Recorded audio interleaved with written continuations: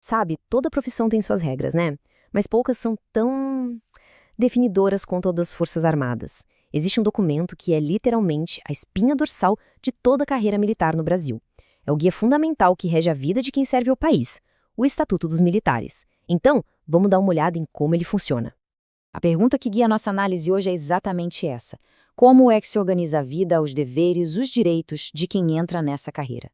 A resposta para tudo isso está em uma única lei que funciona como um verdadeiro manual de instruções para a vida na caserna.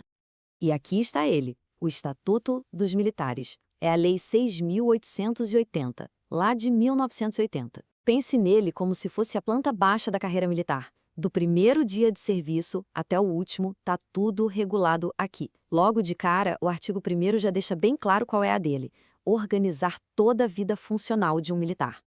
Ok, mas para a gente entender como essa planta baixa funciona na prática, a gente precisa olhar para os alicerces. Toda essa estrutura gigantesca das Forças Armadas se apoia em duas ideias centrais. Duas ideias que são a alma da instituição. E a lei não faz rodeio, viu? O artigo 14 vai direto ao ponto, cravando essa ideia de uma forma que não deixa dúvida. O mais fascinante aqui é que isso não é uma escolha nem uma sugestão. A lei afirma que elas são a base. Uma simplesmente não funciona sem a outra. Mas como é que elas se completam no dia a dia? Funciona mais ou menos assim. A hierarquia é a estrutura, a organização da autoridade. Pense nela como se fosse o esqueleto que dá forma para a instituição. Já a disciplina, bem, a disciplina é o que faz esse esqueleto se mover de um jeito coordenado e eficiente. É tipo o sistema nervoso, sabe?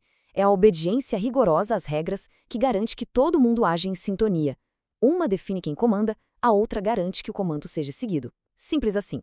E toda essa estrutura de hierarquia e disciplina serve para um propósito maior, um tipo de pacto entre um militar e o Estado. E como todo pacto, ele tem dois lados.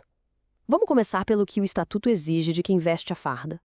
E essa exigência vai muito além do campo de batalha, viu? O artigo 28 desenha um verdadeiro código de conduta que molda a pessoa, não só o profissional. Repare bem nesses preceitos. Não se fala de tática militar, se fala de caráter, respeitar a dignidade humana, acatar as autoridades civis. Isso mostra que o militar é visto, antes de mais nada, como um cidadão com responsabilidades ampliadas. E no centro de todas essas obrigações está o dever fundamental. O artigo 31 é talvez o mais sóbrio e direto de todo o Estatuto: a defesa da pátria, mesmo que isso custe a própria vida.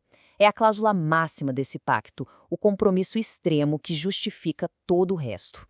Certo, esse é o lado da entrega total. Mas e a contrapartida? O que é que o Estado, através do Estatuto, garante para quem assume um compromisso dessa magnitude? A resposta está lá no artigo 50. E não são privilégios aleatórios. Cada um desses direitos foi pensado como uma estrutura de suporte. Remuneração, promoção na carreira, assistência médica para a família, tudo isso serve para dar a estabilidade necessária para que o militar possa se dedicar integralmente à sua função, sabendo que sua vida e a dos seus dependentes estão amparadas. Mas não para por aí. Além dos direitos, que são garantias mais materiais, o Estatuto também define as prerrogativas. Pense nelas como o reconhecimento simbólico da função. As honras, as dignidades, elas não são para o indivíduo, mas para o posto que ele ocupa, o que acaba reforçando aquela ideia de hierarquia que a gente viu lá no começo. Claro, como qualquer carreira, a jornada militar na ativa também tem um ponto final. E é óbvio que o Estatuto detalha direitinho como essa transição acontece. Vamos ver quais são as etapas. O artigo 94 nos mostra as portas de saída do serviço ativo. As mais comuns, que a gente vai ver em detalhe agora, são a transferência para a reserva e a reforma. Mas também existem a demissão para oficiais e o licenciamento para praças, cada uma com suas próprias regras. E aqui tem um ponto que gera muita confusão.